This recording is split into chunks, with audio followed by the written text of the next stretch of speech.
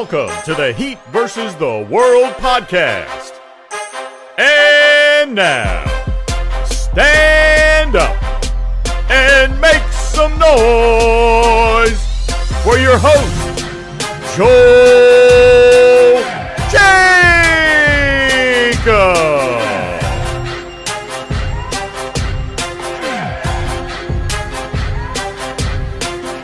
What's up, Heat Nation? Welcome back to another episode of the Heat vs. the World podcast. As always, I'm your host, Joel Jacob, and you can follow me on Twitter at JoelKJacob_. With me always, I got some guests. First, we got George. What's up, guys? And then right after that, we got Brian. What's up? Then Ange. What's going on, guys? And then last but not least, Kevin. Yo. All right, so let's get right to it. So there's been a lot going on. So basically, last game, as a lot of you guys know by now, the Heat went into Phoenix and they took care of business. This game also without Bam and Jimmy, Miami played friggin' amazing. So to those who want to check out the stats, let's see. You got Tyler Hero with 33 points, 5 rebounds, and 3 assists. Duncan Robinson with 27 points, 8 3-pointers made, by the way, and 4 rebounds. Kyle Lowry with 14 points and 13 assists. Max Strus with 14 points, 4 3-pointers of his own and 4 rebounds. PJ Tucker with 13 points, 7 rebounds, and 3 assists. And Caleb Martin with 10 points and 4 rebounds. This win improved Miami's record to 25-15. And as of right now, they currently hold the 3 seed in the Eastern Conference right now, only being behind, obviously, Chicago and Brooklyn. Miami also solidified that 3 seed last night's loss by Milwaukee. So let's see how the Heat can keep on going and potentially move their way up in the standings. So now that we got that out the way, how do you guys feel about the Heat's performance this past game? Start us off, George. Yeah, it's nothing short of amazing what this team's been able to do when they're shorthanded. Every week I see this. Every week I say, you know what, this is going to be the time they finally crash back down to earth and have a loss like we did against the Celtics earlier in the season. But it just never happens. This team is way too strong defensively, way more consistent offensively than I ever thought they'd be. Probably even more than when our starters are in. So seeing that happen is actually, it's good, but it's good for now, but it's actually a scary thought to think that this team is actually higher ranked offensively. I think they're 6th in the entire NBA over the last few weeks. And that's higher than the Heat starters have ever been able to get us. So I think that's the combination of being able to let Hero, Duncan, Strus, and Caleb and everyone else just let them shoot as much as they can and let them go to town. So it's been fantastic to see. That game in particular was awesome in every sense of the word. You can't take anything away from the Heat. They had just a really good offensive first quarter, and then the entire time after that, they just went on runs where you just can't stop them. Hero came back and had one of the most probably perfect games from a sophomore player that you can have. Duncan off the bench was way better than starter Duncan ever was this season, which is another worry because you're going to figure out who's going to start there now. I still think it's Duncan for a while, but if he reverts to old ways, then you got to shake it up as much as you can. But as soon as he said there was the post-game interview and they asked him, he was getting harassed by PJ Tucker, and the person asked him, what's it like coming off the bench and the adjustment for that. And he missed the whole question. And then he goes, all I heard was come off the bench. And he goes, yeah, nah.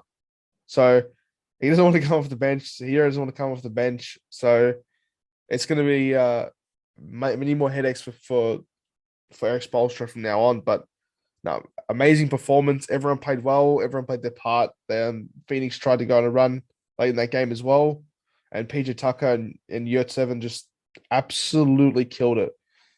The only downside of that game is that we got to see Chris Silver play, and I've never seen a more inconsistently bad player and unknowledgeable basketball player in my entire life. He's like Joel Anthony without the IQ. And that's hilarious to think about, but I can't stand him. But yeah, besides that, great win. And let's hope we can keep it rolling into the next game. Right. And how about you, Brian? Yeah, that was a fantastic win. I mean, I went into last night's game definitely thinking that they would lose because the Suns have the best record in the NBA. They've been the best, if not the second best team so far. The stats reflect that, and I mean, the Heat are going into that game shorthanded. It's one of those it's one of those games you expect to lose, and like George mentioned, I mean, it's pretty amazing how they've been or how resilient they've been. The fact that despite being shorthanded, it seems like with no matter the combination that they have in the court, they're still able to pull out these pretty amazing wins, keep the defense consistent, keep the offense consistent. Um, Though I do think that for this game, they were helped out a little bit by the Suns. Like the Suns played some of the worst defense I've ever seen in my life. Like they just completely ignored the fact that Tyler Hero and Max Strus and Doug Robinson were on the floor. They were like the rotations were terrible. They went under on a lot of screens. They had a lot of miscommunications on defense, uh, which like props to the Heat for taking advantage. I mean, if you're not going to guard the Heat shooters on the perimeter, they're going to make you pay for it. And that's what happened all night. There was really crisp ball movement. The defense was solid. So all around, great win. It's not a win. I mean, we're being real. Like I don't think that if this version of the Heat played that version of the Suns in a series, that they would win. But these are games that you have to pull out. The games where you're an underdog, where everybody's expecting you to lose. Those wins count just like any other. So they're games that you have to win, and they did. So props to them. Right. And you, Ange? I'm going to be honest, I turned on the game early into the third quarter, but from what I saw, I was very surprised with the Heat's performance and just to see the high lead we had. Even that late in the game, it was just great to see. Like Brian said, considering that we were playing the best team in the league, if not the second best team in the league at the moment. Robinson was absolutely cooking off the bench, shooting 50% from three and having 27 points. Also, Hero just being the best six man in the league and dropping an astonishing 33 points. And this game overall was just an amazing win, not only because we beat the Suns, but we beat the Suns while they were healthy. They had Devin Booker, Chris Paul, DeAndre Ayton, former Heat legend Jay Crowder, etc. So I'm just glad that the Heat were able to pull off this win on the road without Jimmy or Bam. And hopefully we can just go into this next game versus Atlanta with that same energy. Right. And how about you, Kevin? Yeah, man, this is just a complete team effort. I feel like everybody, for the most part, that came onto the floor did something good and productive for the Heat. Um, like we were saying, Duncan Robinson was hot. A lot of people was talking just a couple weeks ago about how he doesn't need to be playing like that. He needs to come off the bench. And ever since then, he's just been playing really well. And for the Suns, like I kind of agree with what Brian was saying. It felt like because we didn't have Jimmy or Bam that the Suns kind of didn't take us seriously for a second. But we came out. Max Strus did his thing. Tyler Hero did his thing, especially too. I think he kind of took it personal because Devin Booker is one of his idols, and when you have games like that, you got to step up and handle the task at hand. That's exactly what he did. 30+ points. And Kyle Lowry, like I feel like you can't say enough about Kyle Lowry. With all the things going on from dudes entering the health and safety protocols to everybody just dealing with some type of injury. And Kyle Lowry's been that steady voice and leader on the court that makes plays, makes everybody better, puts people in different situations to succeed. And so I like this one. I'm not gonna lie, I did not expect it, but we took control of this game pretty early and we didn't look back. And again, all around team effort for a nice win. Right. And George, I know you got something you want to add to it. Yeah, I'm just gonna put on my salty Heat fan cap for a second, and I wasn't gonna say this, but I'm gonna say it anyway. Cameron Payne, you are nothing. I swear that man tried to injure two players in three plays. He went for Hero, and then he went for Lowry. He tried to undercut him. Watching a player like that, I understand when you're down 25 points to a team without any of their with the 12-man injury list, by the way, a 12-man injury list, and you're out trying to injure players with hard fouls after away from the basket. He wasn't even going for the shot. You rip the ball from his hands, and then you basically nearly try and dislocate Hero's shoulder. It's just it's uncalled for, and plays like that just I don't know. I just can't get behind it.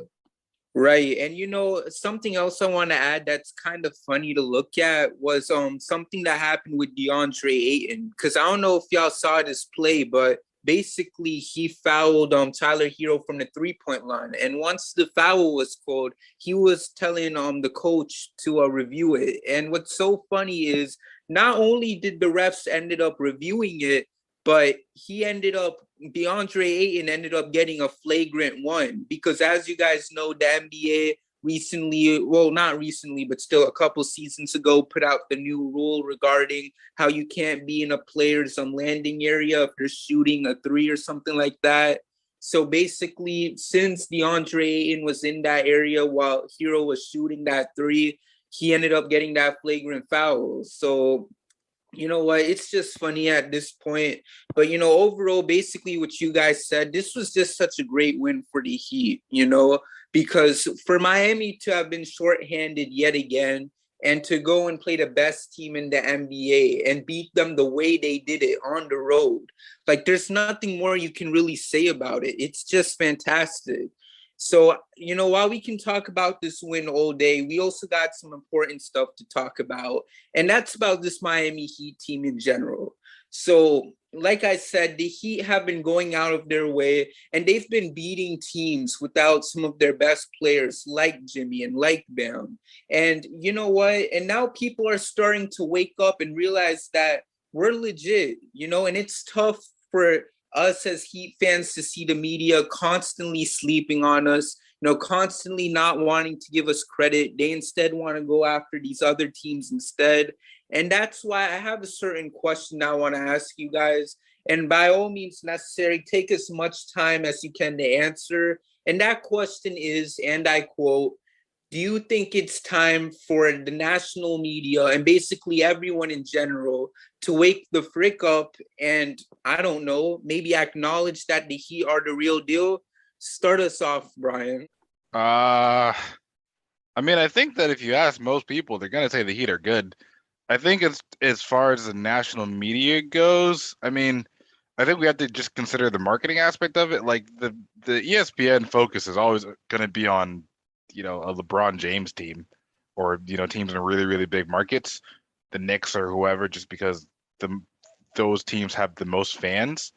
So I think it's more of a product of that than anything. But I think that I think anybody that watches basketball is going to tell you that the Heat are good. Like I don't think anybody can reasonably say that the Heat are a mediocre or a bad team. I mean, they're the real deal as far as being good. That's for sure. I mean, they can compete. I don't think that they're the favorites. I think that that in the Eastern Conference is still the Nets and the Bucks, and then it's everybody else. The Heat are probably in that second tier. But I also think that we have to consider the fact that this first half of the season has been a hodgepodge, like just a mess. It feels like basically every day, every team is playing with just a random assortment of guys. So for me personally, it's hard to really take anything from that. I mean, not that I don't think it says that the Heat are good or that they're one of the best teams in the East, but I think that we have to consider the fact that no team has built any consistency. No team has really shown the full, true version of themselves to this point. Everybody's just kind of playing this season day by day. And for me, at least, it's hard to really say, that one team is definitely for real because we don't know. We don't really know yet. For me, it's just like the teams that we basically thought are probably going to be there at the end.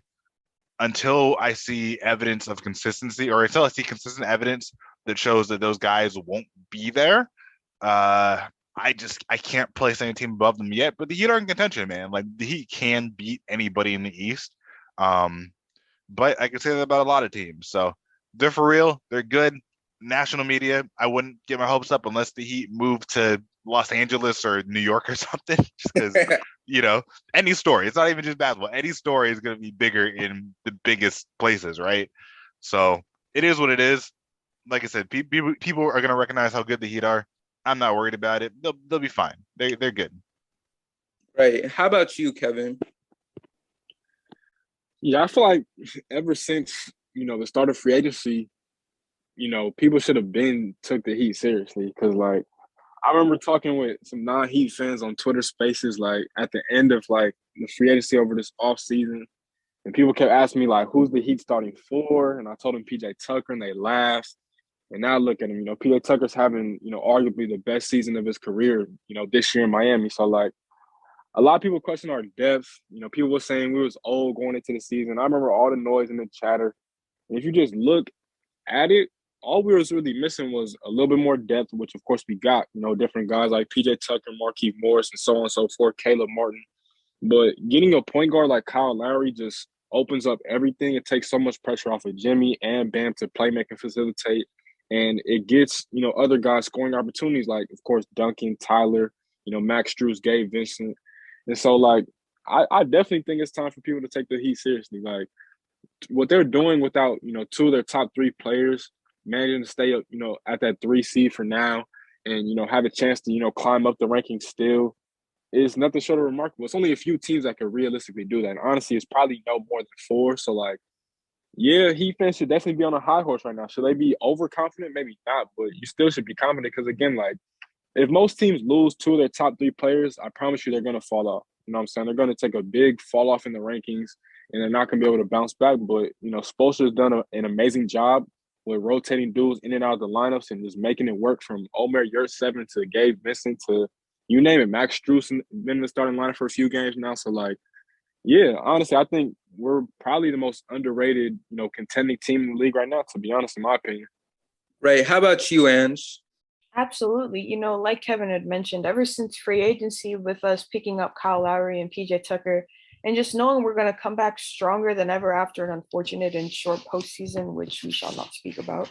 I've had high expectations for my team, and even though some people still might see us as quote unquote bubble frauds, true Heat fans know that in our hearts that this team has more than enough potential and definitely has what it takes to make it back to the finals. And hopefully we can just redeem ourselves from 2020 and our last season, like I said, where we were cut short because we were swept by the Bucks, and actually come out with this time with the chip. And like Kevin had mentioned, like with all the accolades and accomplishments we've done without some of our best players like Jimmy and Bam and just other players that have come into play like Robinson and Caleb Martin, with them being out for some time with health and safety protocols, and injuries have also played a big role this season as well, and to just come out strong like we have these past couple games against hard teams or harder teams, it's honestly a great feeling to know that regardless of the unfortunate circumstances that we've had, and to still come out strong like we have,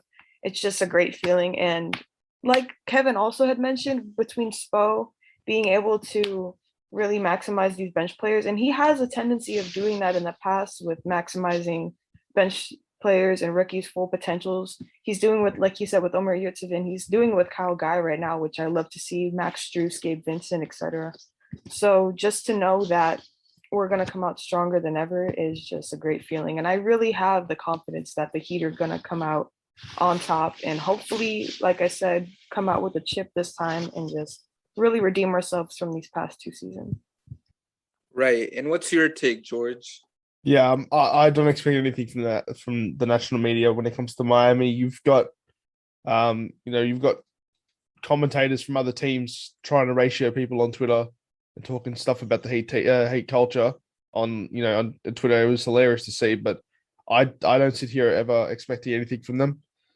After last year, when all the cards were obviously stacked against us, it's one of those things that we just have to play through. We have to prove to them that we don't need their validation. We're fourth in the power rankings from the Athletic now. That's all that matters, in my opinion. We're just climbing, getting better and better. The only weakness of this team at the start of the season was our bench. People saying we had the worst bench in the NBA, which is actually hilarious because our bench has literally taken us from 4th to 3rd over the time that Bam, Jimmy, Dedmon, Victor Oladipo, all these players have been out. You've got Lowry in and out of games. You've got, all these injuries. Which we sit here and we watch what's unfolded. And I'm not gonna lie, when I saw Bam go down, I saw Jimmy go down. I'm like, this is it. We're gonna go 9th and 10th play-ins, and then we're gonna try and climb out of it. But then we've got guys like Max Strus, Duncan, who has really stepped up. Hero stepped up.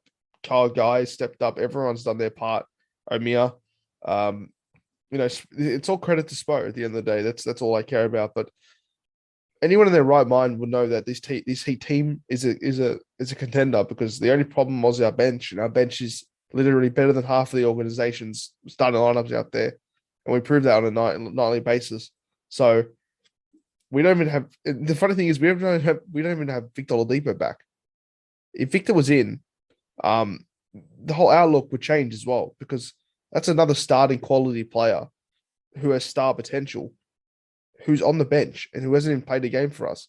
Now, I get he's injured. I get there's a lot more protocol with him than there would be for any other players to get in there. But I watch the slander on Twitter. You see the disrespect. No one's even talking about us. The fact that we have nobody. We have a 12-man injury list on any given night, and we're out here beating the Phoenix Suns. We did it against the Bulls. We did it against. We had the full G League roster and a couple of like one or two starters against Milwaukee at full strength, and they beat them. No one talked about that. Yeah, people are talking about how LeBron's taking a big step up, but the Lakers are still trash. No, but they have to talk about that 5 times a day, on every single network, but not the fact that the Heat are winning with a guy from DePaul in Max Strus, who a couple of years ago was out of the league. Kyle Guy, he thought that no one was going to give him a contract. He's killed it. Hero, the guy they call overrated, is on fire. Duncan, the guy that was in D3, these players are taking the Heat to another level.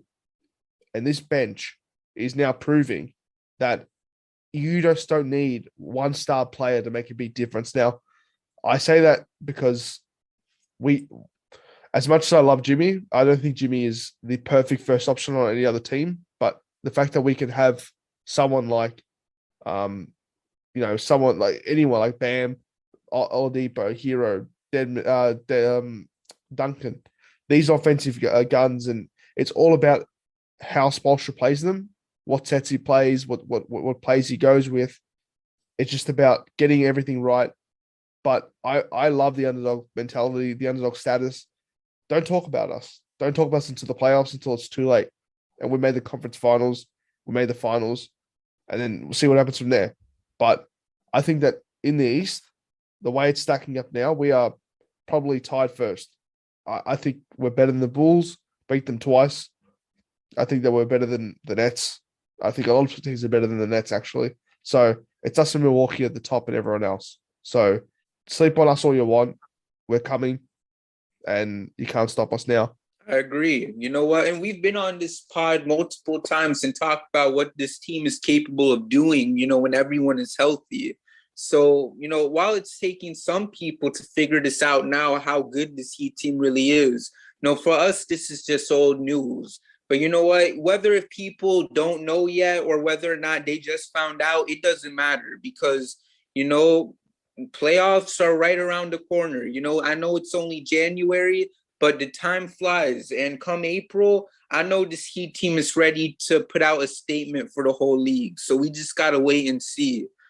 So while we can continue to talk about that, let's now head into this next topic. And it's about something we've seen from these last 2 games. And that's when the Heat went and started Max Strus over Duncan Robinson. Now, it seemed to benefit both ways, because the game against Portland, Max Strus went and he bowled out. He had a really good game. He seemed really comfortable in everything, and it seemed to benefit him being a starter. Then, in this last game against Phoenix, you got Duncan Robinson coming off the bench, and he had a really good game himself. He had 27 points. So, now, first of all, let it be known that this is not going to be a permanent thing. To those who didn't know already, as some of you guys may have heard, Spo basically went into the presser and told the media that the only reason why Strus started over D-Rob was simply because of the fact that Duncan was still dealing with being out of COVID protocols. So just to make him comfortable, they decided to have him come off the bench. So with that being said, though, how have you guys felt about this change in the lineup? And if you guys were Coach Spo, would you keep it like that? Or do you guys think it would be better off with the way how things were before and D-Rob starting and Strus coming off the bench? Tell us here, we'll start off with you. Let's see, Kevin. Yeah, I mean, we talked about this before. I feel like we talked about this a couple different times, but I understand what Spo is doing.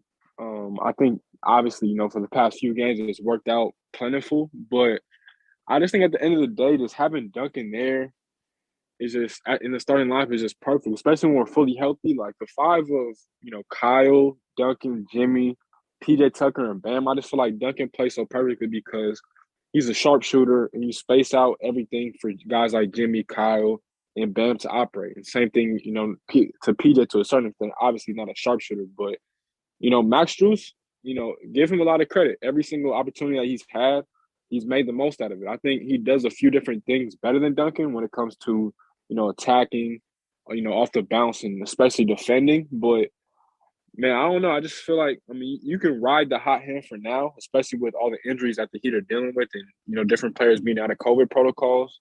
But I just think at the end of the day, like, especially when the playoffs start, you just got to have Duncan in the starting line, man. He's just too good. He spaced out the floor for everybody. And for now, again, we could keep Max Strus. I'm not worried about it at all. I think regardless of what situation he's put in, whether he's he's part of the starting five, whether he's the 8th, 9th, or 10th man, he's going to come in and contribute. He's shown that ever since, last season now. So, again, if you're Spo, I just say you just ride it out. Wait for Duncan to get, fully back in the game speed and the game shape. And when that time does happen, switch it back, get it back to the starting lineup and bring Strus off the bench. But for now, do what we got to do to get some wins. Right. And how about you, George? Yeah, sorry.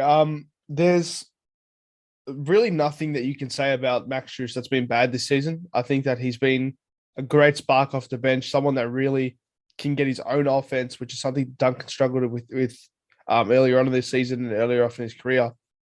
In his last 10, he's averaging 20 points, 5 rebounds, 2 assists on 42% from three. Good shooting splits for any player. But this is from a guy that was not even supposed to be in the league about 2 years ago. So he's phenomenal. Now, me personally, without knowing, anything about the players, like and the way that they've worked out their rotation properly, there should be no reason why he shouldn't start over Duncan. Only because I know that Duncan's getting paid a ridiculous amount of money, and that they need to get the most out of him, and I like that. But in a competitive outlook, I'm taking Strus because he can get his own shot. He's got the ability to get his own jump shot, and he can drive. He does everything well. Now, I know it's not probably realistic. It's not in the plans for Spoelstra at all, but he's really got everything you want from like a modern day shooting guard to go get his own shot. Now, if he defended a little bit better, that would probably make his case more appealing for Spo, but he really doesn't play much defense. Now that's not the biggest problem in the world. He's not there for defense. He's there to shoot his shot. Now, I get that, but at 25, you need to be working on more than your game than your jump shot. So hopefully he can go from now and make strides in that area. I'm sure he's not a bad defender, but I'm sure it's not up to where Spoelstra needs it for a starter. But Duncan is our starter for now until postseason comes around, and I think that they'll make the swap to Hero. Hero is just playing way too good at the moment to you got to reward him in some way. Now, I know he's the sixth man. Get him the award, let him get the award, and then show him that we've got confidence in him. Because there's genuine fear among the Heat fan base. I see that he would decline any extension because he wants to start. Like, I get that. I get you want to start, but it's got to be a team first outlook. I think that won't be a problem when it comes to signing, his name on the dotted line. But get him what he needs to do. Duncan, Strus, and Hero can coexist, but it comes with the cost of someone's ego and Spoelstra actually making the right call on the right starts on the right nights. But yeah, this is a good problem to have.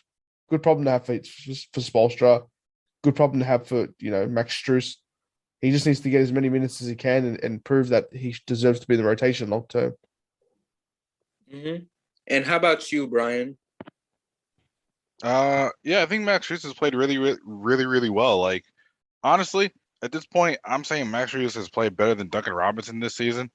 So I don't have any problem with him starting.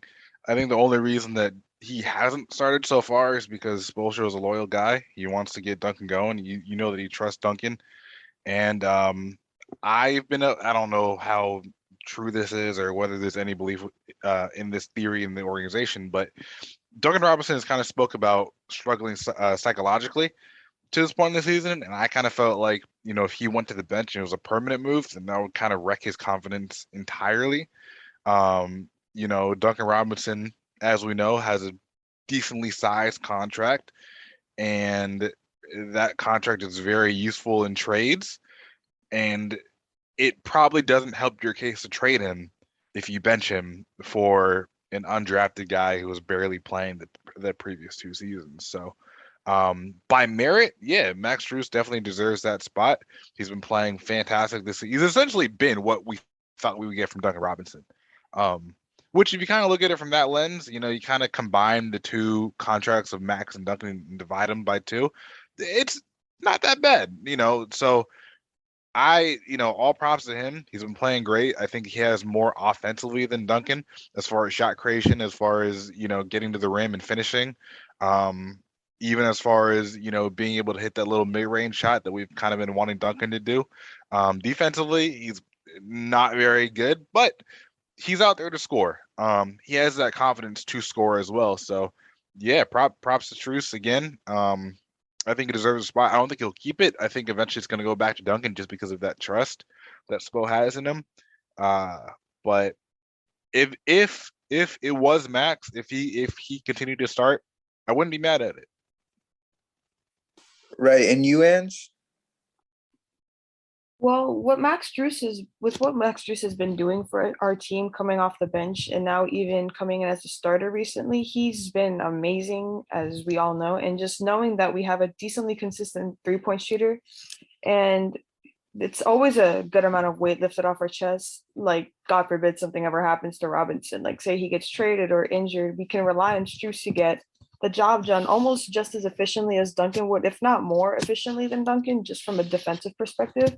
However, I feel like he should continue to come off the bench similar to Hero's role, but until Spo and Duncan both mutually agree that they feel Duncan is ready to come back off the bench, then I would continue to start Strus just because, like Brian mentioned, Spo still wants to remain loyal to Duncan starting on the trust aspect of it. And like he also had mentioned about Duncan psychologically not being in the best mindset right now, just like in this season. And like he also had mentioned that if he were to come off the bench, then it would kind of like mess with that a bit. So I wouldn't be mad about it if Strus started over Duncan, because I also feel like it gives Strus more of a feel, I guess you would call it, of like how it really is to perform under pressure and to just know that you're starting over a player who hit the highest amount of threes in a season. I believe it was over 500 threes in a season before Steph Curry, but just knowing that pressure is on you to really,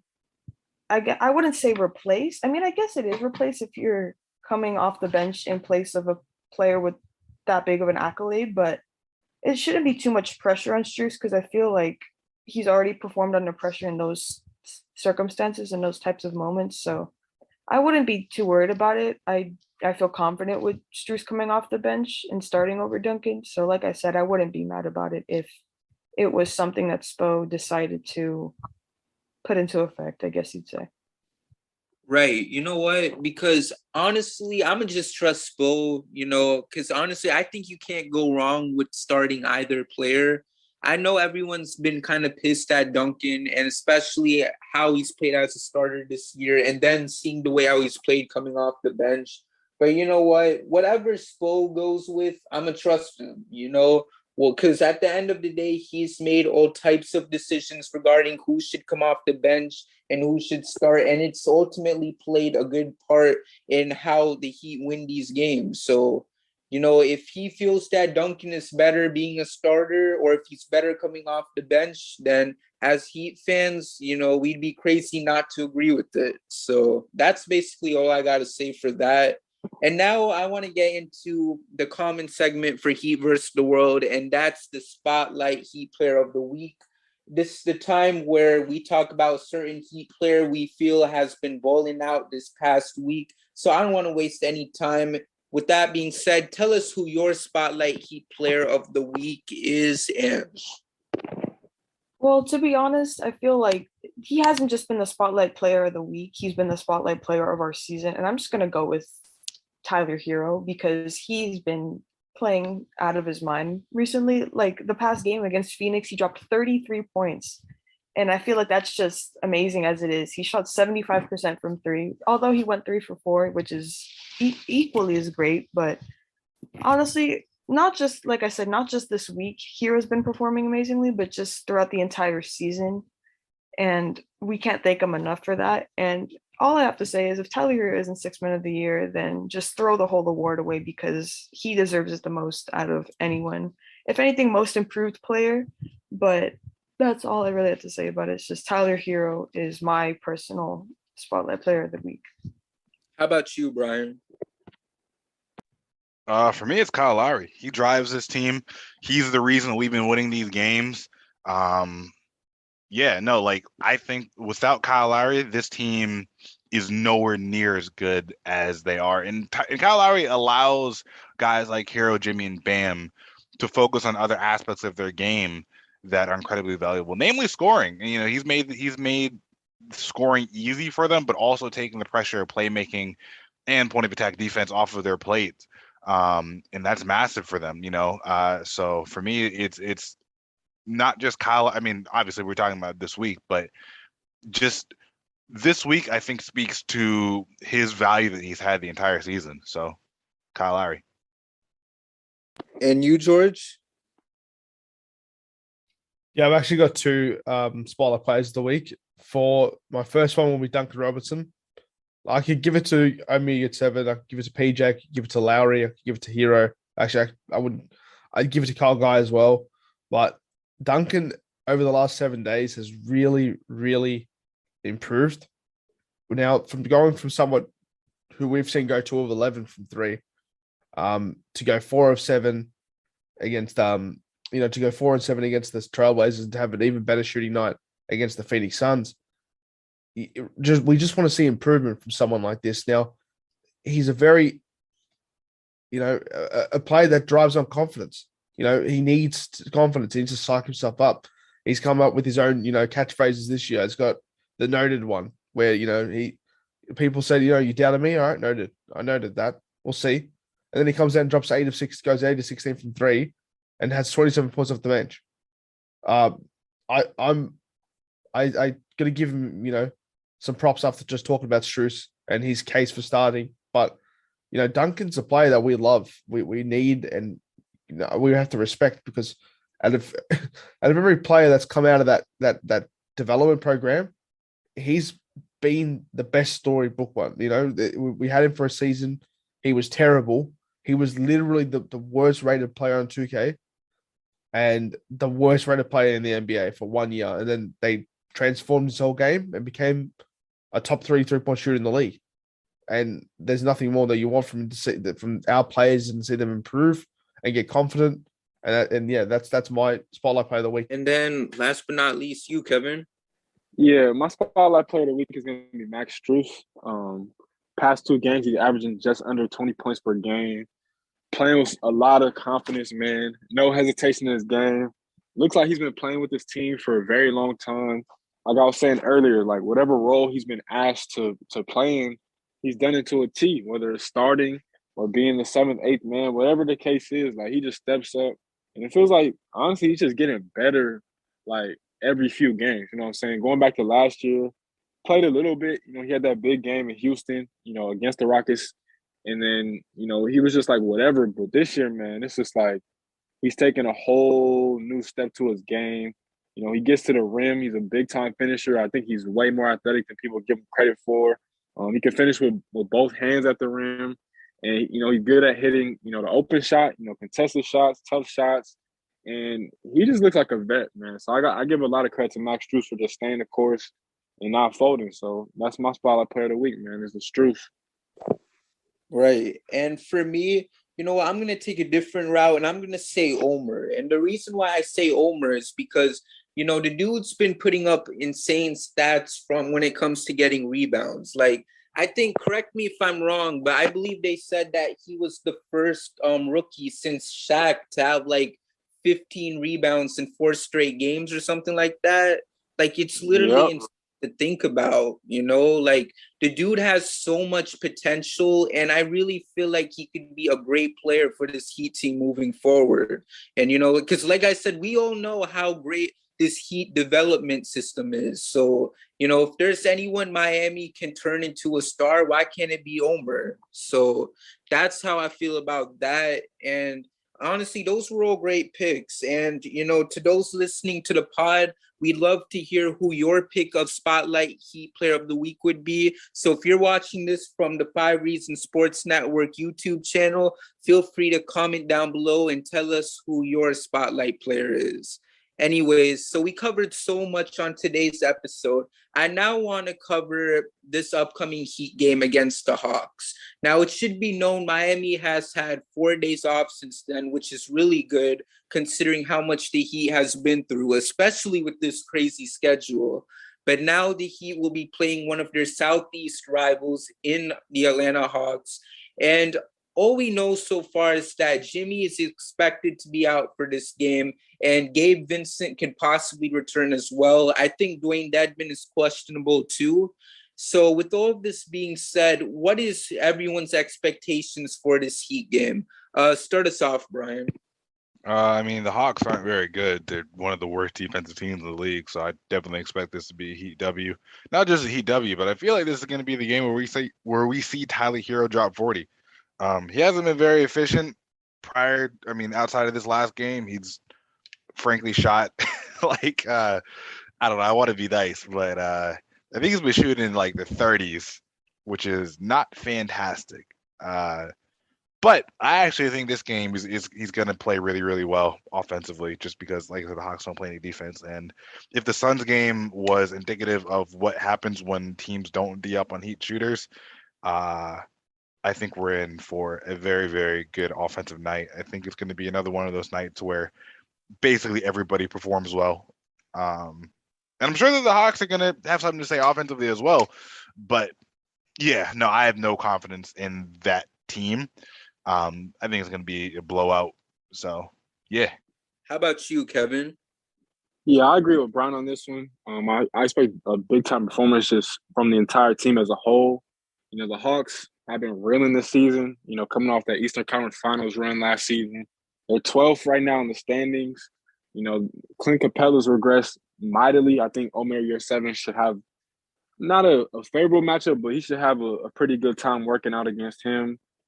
Aside from Trae Young and Cam Reddish, it's just been a terrible year for the Hawks. And I just think, again, like Brian said, defensively, they've been just bad. And they've always been pretty bad, but this year it's just been terrible. They're just not putting in any effort or fight. And I think Naaman Millen is still in the health and safety protocols too. So it's just been a rough season for them. But I just expect guys to just take certain matchups, not personal, but just to their advantage. I think most of the matchups that the Hawks have with our guys, it's just in our favor because of so many things that we do offensively, but especially like the off the ball movement and trying to get easy opportunities and not really forcing anything. We don't play a lot of isolation basketball, so that doesn't help the Hawks out at all. But yeah, I expect this to be a Heat win, man. Right. And then how about you, George? Yeah, I'm just looking at the Hawks injury report now. Gorgie Jang's out, Dunja Hunter's out, Solomon Hill, Heat Legends out. Get better soon, King. Cam Reddish is day-to-day. Now, that's huge for them because he's been their focal point all season, and it's not worked for them, which is great. Clint Capella is day-to-day as well. So he didn't practice on Tuesday, so this could be forget Hero dropping 40. We could see Omiya drop 50 rebounds and 60 points. So let's see that.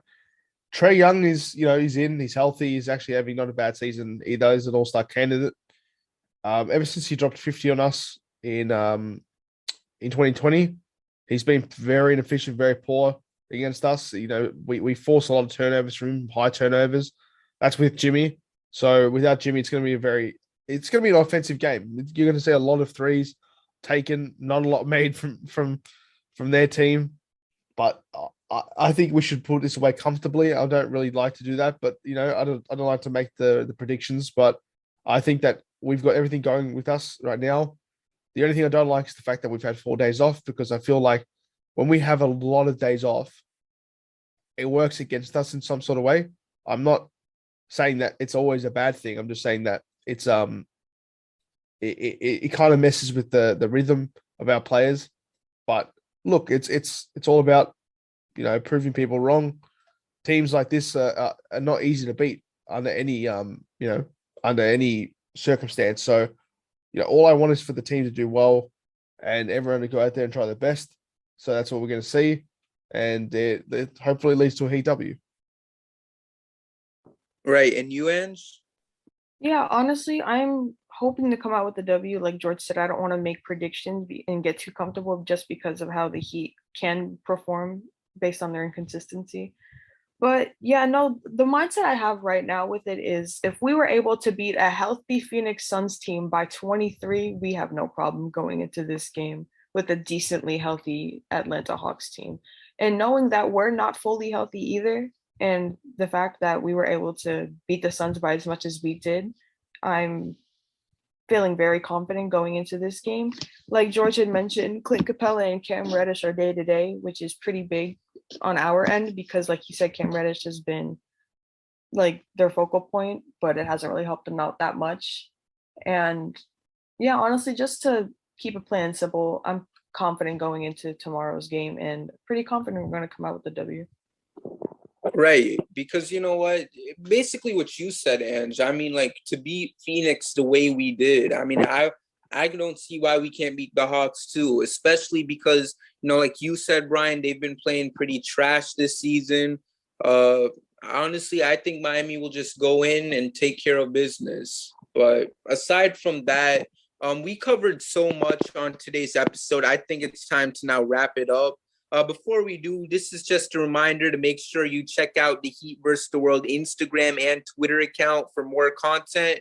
The handle is HBTW Podcast. You can also check out the website at hbtwpodcast.wordpress.com and be on the lookout for our brand new extension show, Culture Shock, which is the first Miami Heat pod to feature an all-women cast. They just dropped an episode today, so don't miss it.